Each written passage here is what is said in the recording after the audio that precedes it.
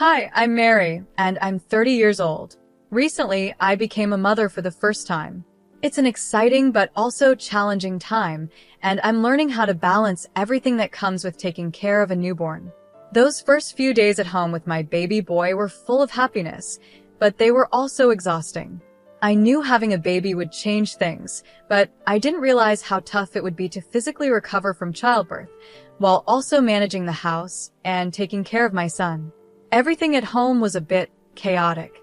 Laundry was piling up, and the dishes were often left in the sink for longer than I wanted. It was hard to find a moment for myself, and I was constantly running around, trying to meet my baby's needs. One afternoon, while I was attempting to calm my crying son, the doorbell rang unexpectedly.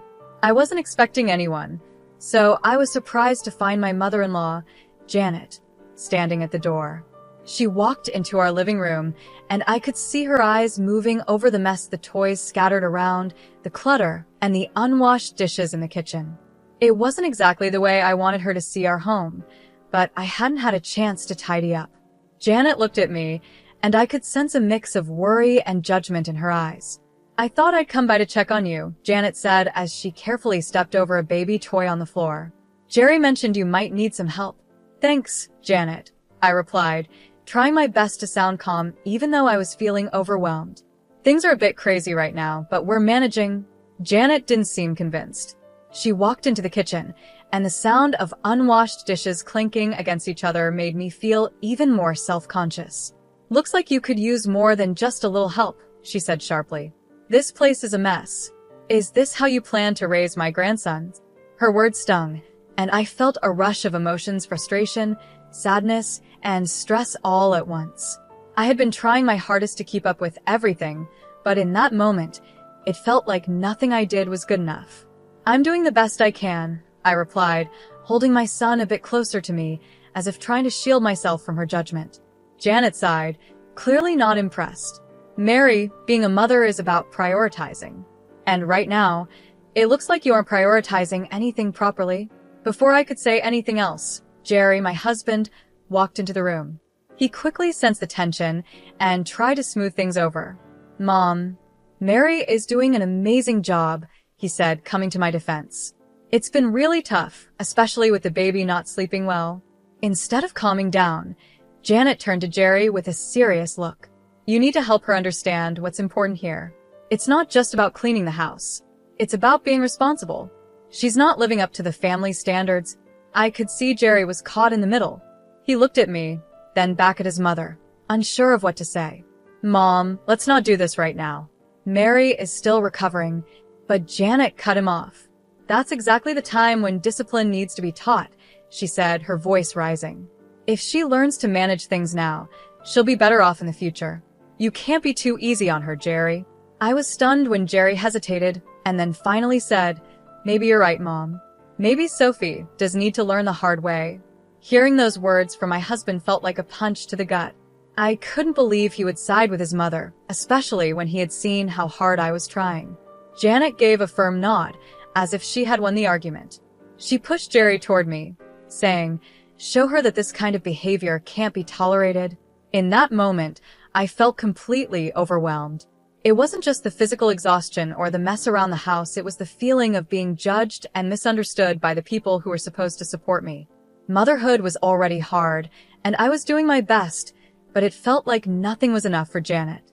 That day made me realize how important it is to have a support system that understands what new mothers go through. It's not just about keeping the house clean or meeting family standards. It's about doing your best, even when things feel overwhelming, and having people who lift you up instead of tearing you down. I barely had time to react before Jerry's hand struck my cheek. The sound echoed through the room, loud and shocking. It was a moment I'll never forget, a line that should never have been crossed. I held our baby boy close, his cries mixing with the sound of my racing heartbeat. "Jerry, what are you doing?" I managed to ask through tears. The pain from the slap was nothing compared to the pain of betrayal. I couldn't believe this was happening. "This is for your own good, Mary," Jerry said, his voice flat and empty. He didn't even look me in the eyes. "You need to learn." The room fell silent. The only sound was the soft whimpers of our son. Jerry glanced at me, his face showing a mix of frustration and embarrassment, but it didn't feel like an apology. Janet, his mother, stood there with a stern expression, not saying a word, but her presence alone was enough to make things worse. She didn't move, didn't flinch.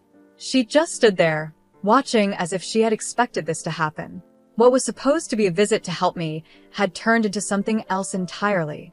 Instead of support, I got judgment, and now this is a slap that shook my entire world. It was like everything I thought I knew about family was crumbling around me. As Janet prepared to leave, she whispered something to Jerry at the door.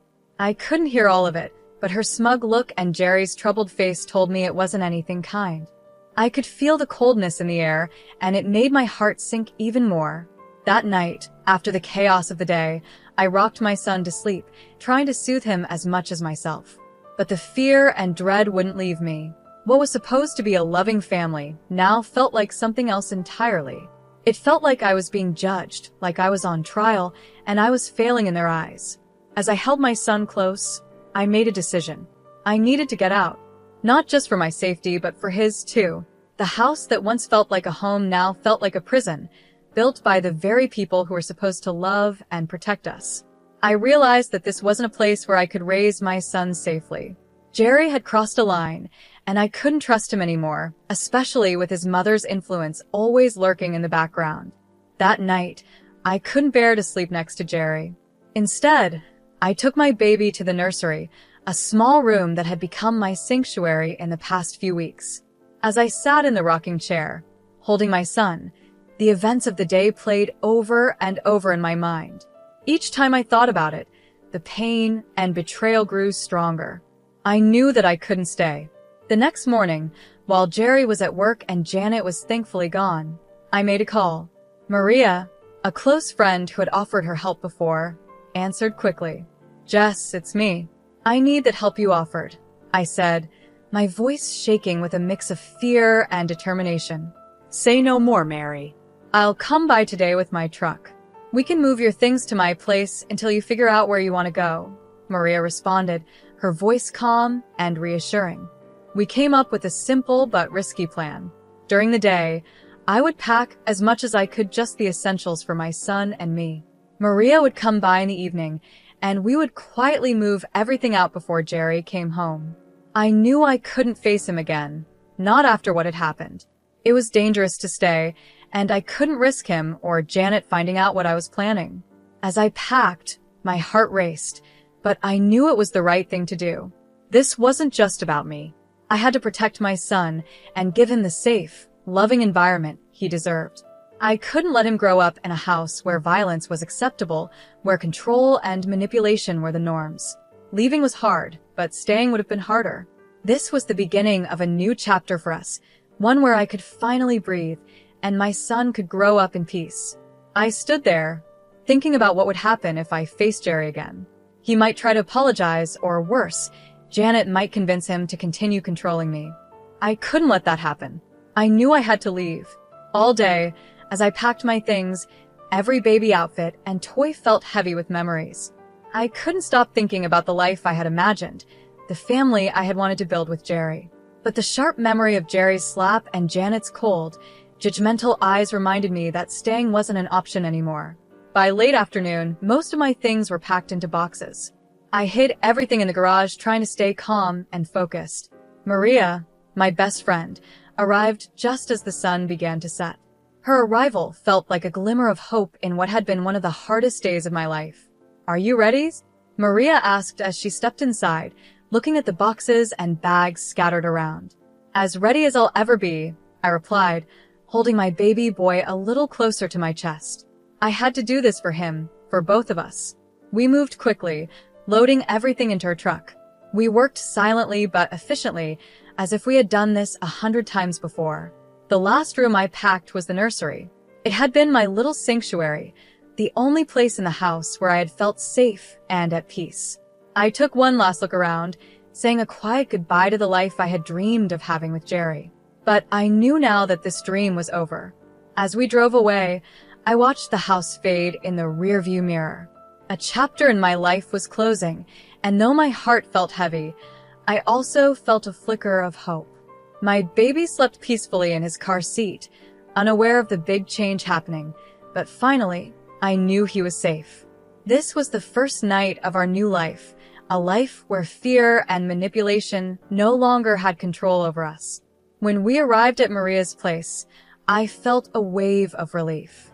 Her home was filled with warmth and safety, a stark contrast to the oppressive feeling that had taken over my own home.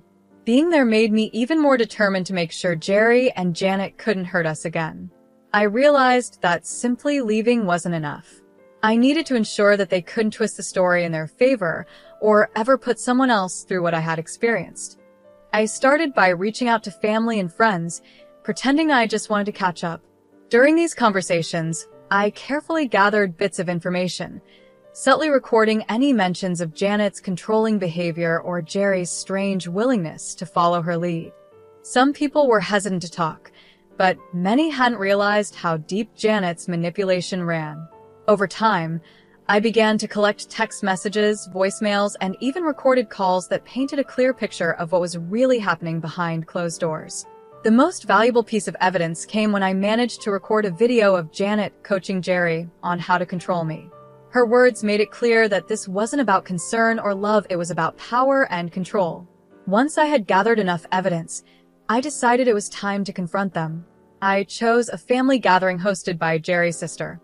It was a neutral place with plenty of family members present. Some of them had already hinted that they were uncomfortable with the way Janet dominated the family, so I hoped this would be the right time and place to reveal the truth. On the day of the gathering, I was nervous. My hands shook and my heart raced, but I knew this had to be done. I arrived with Maria by my side, her support giving me the strength to go through with it. As I walked into the room, I could feel the tension. People greeted me with quiet murmurs, but everyone seemed to know something was off. Word about Jerry and Janet's behavior had spread through the family, and even the relatives who lived far away had heard rumors. After the initial greetings, I took a deep breath and prepared myself for what was to come. It was time to show everyone who Jerry and Janet really were, and to finally take control of my life again. I stood up, my hands shaking, but my voice was steady. "I have something important to say," I began, as everyone in the room turned to look at me. I could feel all eyes on me, but I knew this had to be done. It's about Jerry and his mother, Janet, and how their actions have affected not just me and my son, but the whole family. Jerry looked shocked, and I could see the fear in his eyes as he tried to stop me. "Mary, let's not do this here," he said, trying to interrupt, but I didn't back down. "No," I replied, pulling out my phone. "This is not just a personal issue." I connected my phone to the Bluetooth speaker, and the room fell silent. The recordings began to play Janet's cold, controlling voice telling Jerry how to handle me, and Jerry's hesitant agreements. It was all there, plain as day, their plans to fix my behavior. The reactions in the room were immediate. Some people looked shocked, others disgusted. Jerry's aunt, who had always been kind to me, looked heartbroken. She turned to Janet, her voice shaking. "Is this true, Janet? Were you really forcing Jerry to do this?" Janet's face turned red with anger and fear. "These are taken out of context," she snapped, trying to defend herself. But it was too late. Jerry's cousin, who had been quietly observing until now, stood up. "No, they aren't out of context. We've seen signs of this for years, but we didn't want to believe it." That moment changed everything. Family members began to speak up, sharing their own experiences with Janet's controlling ways. Slowly, a picture emerged of a woman who had manipulated her family for years, hiding behind the role of a caring mother. Jerry sat there in silence, looking pale and overwhelmed, finally seeing the truth about his mother's control over his life. As the family meeting turned into a heated discussion about Janet's influence, I felt a huge weight lift off my shoulders. The truth was out. It wasn't just me who saw it now. Everyone in the room knew. The family, who had been under Janet's control for so long, finally saw her manipulations for what they were. After the confrontation, there was a quiet, somber feeling in the air. The family, long under Janet's influence, now had to come to terms with what had been going on for years. The shock was clear on their faces, and it was uncomfortable for everyone to realize how deeply Janet had affected their lives. For me, The decision to leave Jerry was painful, but it was also necessary. After everything that had happened, there was no going back. As the family began to leave, I gathered my son, who was blissfully unaware of the storm around him. With one last look at the family home, I stepped into the unknown, knowing I was doing the right thing for us. Jerry watched us leave, his face filled with sadness and regret. His voice, once so familiar, now felt distant as he whispered a weak goodbye. I didn't look back. Janet, on the other hand, faced a much harsher reality. The family she had controlled for so long now saw her for who she really was. They began to distance themselves, realizing how much harm her actions had caused. Her attempts to regain control went unheard. The evidence from the recordings and the testimonies at the gathering had been too much for anyone to ignore. In the weeks that followed, Jerry tried to reach out to me. His messages were full of apologies, promises of change, and pleas for forgiveness. But the memory of his raised hand and his mother's influence over him was too much to forget. The trust between us had been broken, and with it, our marriage. I knew then that this was the end of one chapter and the beginning of a new one. I wasn't just leaving a bad situation, I was starting a new life, one where I could be free from control and fear and focus on raising my son in a safe, loving environment. I found a new home in a small apartment, far away from the neighborhood I used to call home. It was a place where no one knew my story, and I could start over without the weight of the past following me. My friend Maria stayed by my side, helping me through this new chapter in life. I was grateful for her support as I figured out how to build a life that felt safe for both me and my son. My days were simple, but filled with purpose. I spent most of my time caring for my son and slowly putting the pieces of my life back together. The healing process wasn't easy, it was slow, and sometimes it hurt more than I expected. There were days when the weight of everything that had happened felt too heavy to bear. But the freedom to make my own choices, without fear of being controlled or manipulated, kept me going. It felt like a fresh start, a chance to live on my own terms. I started going to therapy, where I learned how to heal from the emotional wounds I carried. I also joined support groups for single mothers, and meeting others who had gone through similar experiences helped me feel less alone. Over time, the broken pieces of who I once was began to come back together. I wasn't the same person I had been before, though. I was stronger now, more resilient. I had learned how to stand up for myself and protect my son from anything that might harm us.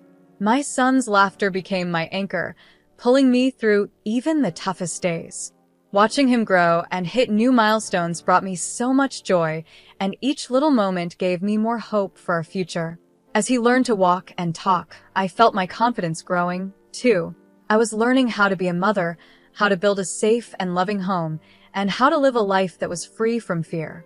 Months passed, and before I knew it, a year had gone by. One evening, after putting my son to bed, I sat down in our cozy living room.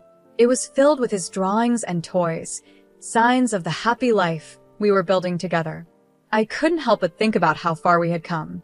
The pain of the past was still there, like a shadow, but it wasn't as overwhelming as it had once been. The light of new beginnings was brighter, and the support of friends like Maria and the unconditional love of my son gave me strength. That night, as I sipped a cup of tea, I realized I was finally ready to share my story. I started a blog, a space where I could write about what I had been through. It wasn't just for me. It was also for others who might be going through similar struggles. I wanted to connect with people who were facing manipulation or abuse and let them know they weren't alone. Every blog post I wrote was a step away from the victim I used to be and a step closer to becoming someone who could help others. As I reflected on my journey, I realized I had grown into an advocate. I had found my voice, and I was using it to speak out against the kind of control and manipulation I had once lived under. My story was one of resilience, of finding strength in the face of hardship.